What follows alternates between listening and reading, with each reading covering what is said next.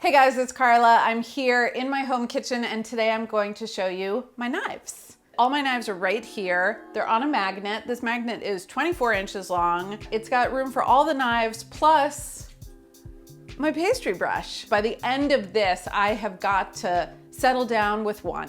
I'm gonna marry one knife. Which one is it gonna be?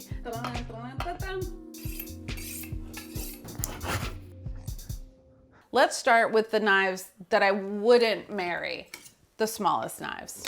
One of the three essential knives is your paring knife. These are fantastic. These are Victorinox. They come, I think, in a pack of 4. They're inexpensive and they're very sharp, so when they become dull, you don't have to stress out about it. You can kind of cycle through. Paring knives are great for trimming things, coring things, taking the eyes out of potatoes, cutting citrus into wedges, and strange as this will sound, the last thing I used my paring knife for was to cut tiny little pickles into thin slices to put onto a sandwich.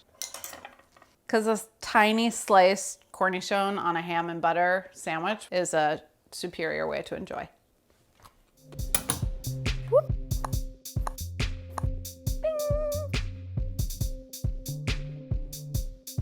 Next on the chopping block, let's get into utility knife. So that's this guy, the boning knife is coming with. These are very similar. They're about 5.5 inches long, referred to as a utility knife or a petty knife. These I use a ton. They have kind of all of the maneuverability of a paring knife, but with a little bit more blade so you can actually do some slicing and dicing and chopping with them. Incoming. I'm going to use this more like a slicing knife than a rocking chopping. I really do like this knife a lot. We didn't talk about the boning knife, which is about the same length. I use this one less and less because the petty knife can do everything the boning knife can do. The advantage of a boning knife is it has a very thin tip for getting in and around bones and into joints and through stuff like that. This is one of my favorite knives. I really do like this knife a lot. Goodbye to you. Well, should people be eliminated now? Oh, yeah. This is the graveyard. Knife graveyard. Whoop.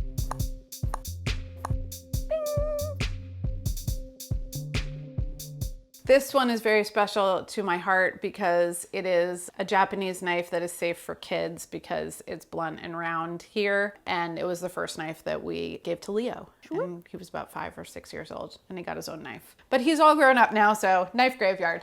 Everyone needs a serrated knife. I have 3. So serrated knives do things that no other knives do, which is that they really grip. They grip and tear like incisors. So I've got this guy, which I love and has a special place in my heart, but he's totally dull now. This is like the serrated version of that petty or utility knife over there, same length, serrated, great for tomatoes. And then I recently invested in this guy, although it wasn't that expensive. I think this cost me about 40 bucks. It's by a fabulous company called Polaris Solsona. Beautifully hand-forged knives. The thing about these teeth is that they're big and they're kind of widely spaced apart. So while it would cut through a tomato, it's kind of like cutting through a stick of butter with a chainsaw. You know what I mean? Whoop.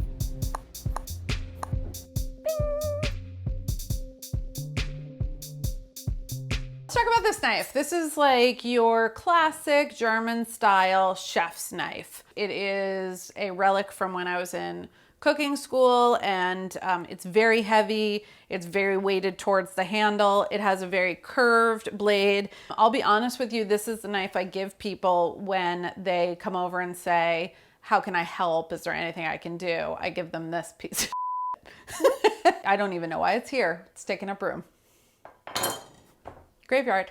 You know what? Staying in the chef's knife category, this was the first real knife I bought for myself when I was a cook starting out in the world. I spent probably almost my entire week's salary on it.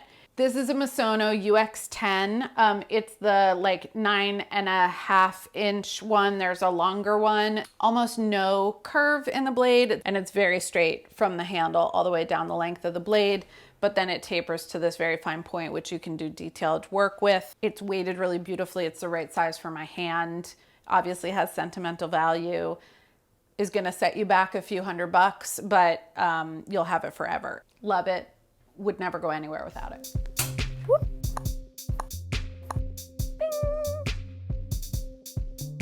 Okay, another kind of specialty knife. I don't use it for everything. It's a cleaver style, kind of a brute strength, right? Not great for detailed work, not even going to use it for slicing. Going to use this to chop through things that would damage a thin bladed knife like the UX10. I like it, but it's not multi-purpose. It's not very dexterous. It's just kind of like I don't know, whatever that position is in football where everybody can slam into him and he doesn't fall down, that's this knife.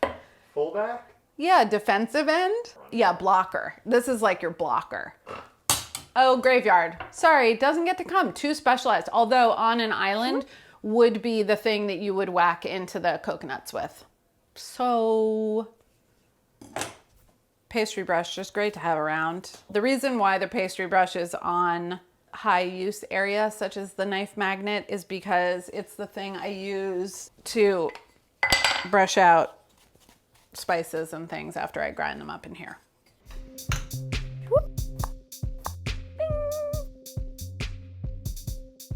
Okay, this knife I love very, very much. This is a Usuba knife. It is carbon steel.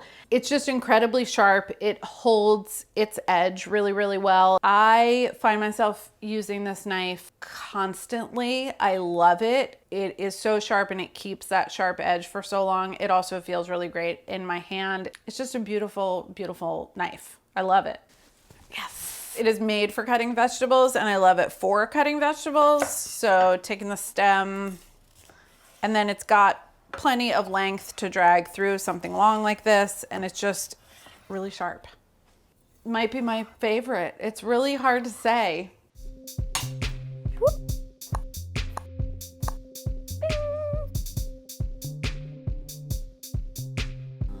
Narrow it down to two. Peggy, help me. Help me, Peggy. This is the guy, the Usuba. It's a great multi-purpose knife. You can slice up a pork chop, you can chop some herbs, you can take down a carrot. It's got a little bit more strength to go through a hard squash. The #1 knife.